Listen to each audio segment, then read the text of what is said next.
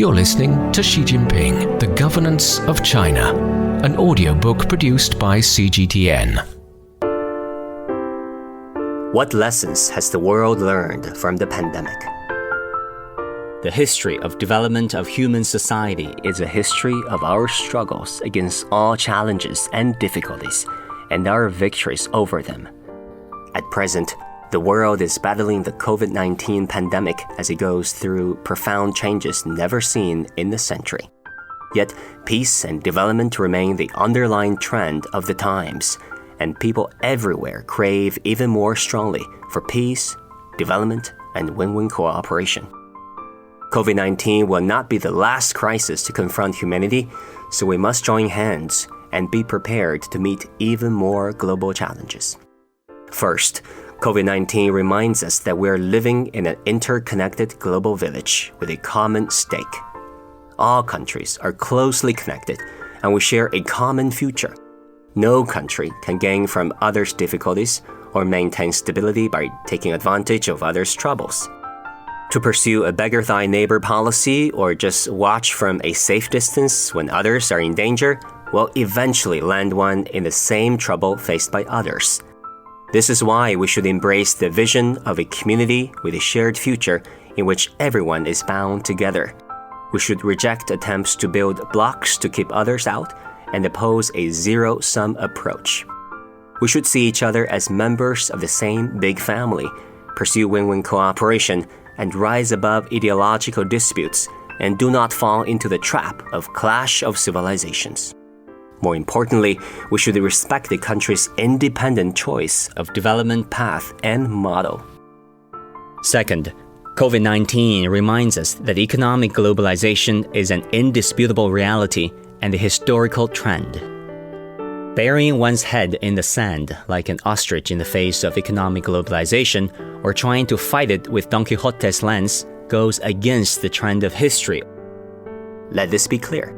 The world will never return to isolation, and no one can sever the ties between countries.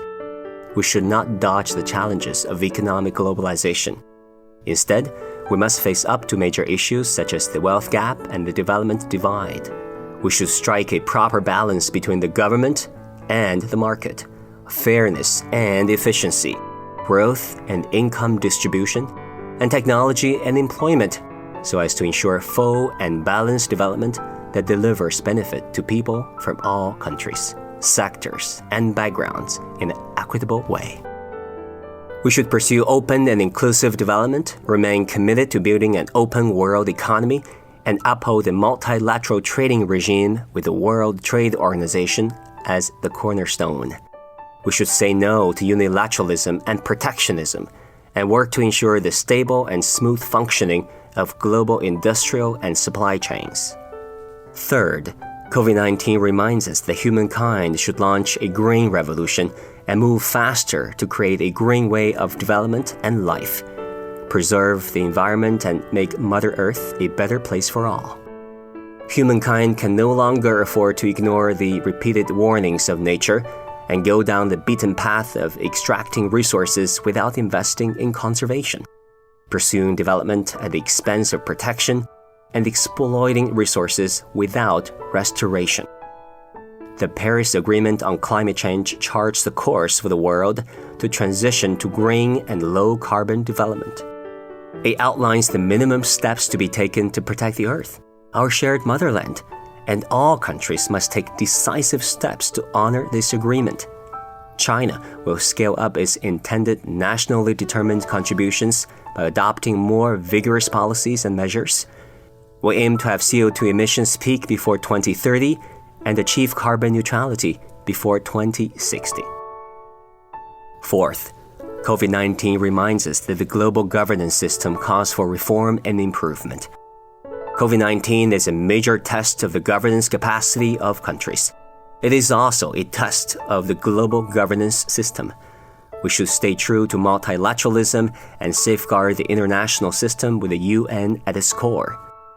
Global governance should be based on the principle of extensive consultation, joint cooperation, and shared benefits, so as to ensure that all countries enjoy equal rights and opportunities and follow the same rules. The global governance system should adapt itself to evolving global political and economic dynamics, meet global challenges, and embrace the underlying trend of peace, development, and win-win cooperation. It is natural for countries to have differences. What is important is to address them through dialogue and consultation. Countries may engage in competition, but such competition should be positive and healthy in nature.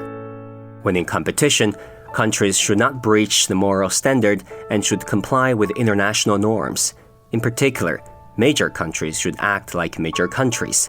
They should provide more global public goods, take up their dual responsibilities, and live up to people's expectations.